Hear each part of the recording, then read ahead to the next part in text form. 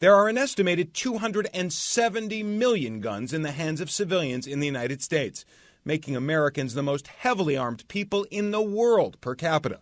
Yemen, a tribal nation with no history of strong central government or the rule of law, comes in a distant second. Most guns are in the hands of careful and law-abiding citizens, but not all. By one estimate, guns shoot more than 100,000 people a year in the U.S., when the number of homicides, suicides, and accidents were all added together.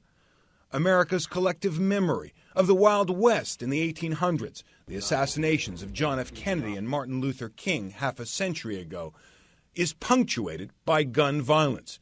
In fact, there were guns in America long before America was even born.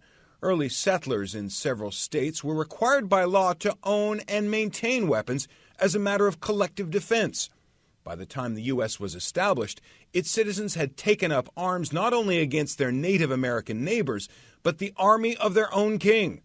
The new Constitution reflected that in its Bill of Rights, declaring that a well-regulated militia being necessary to the security of a free state, the right of the people to keep and bear arms shall not be infringed.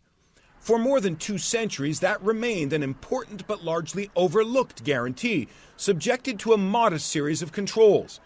But in 2008 and 2010, landmark Supreme Court rulings gave that constitutional right sweeping new power, dramatically diminishing government authority to limit gun ownership.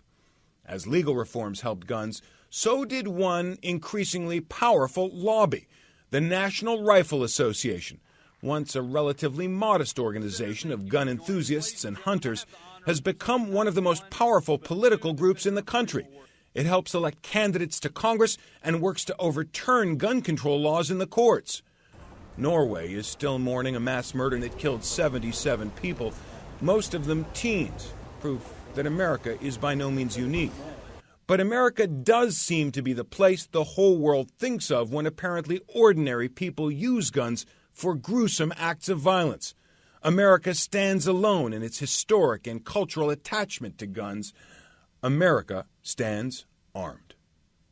Jonathan Mann, CNN, reporting.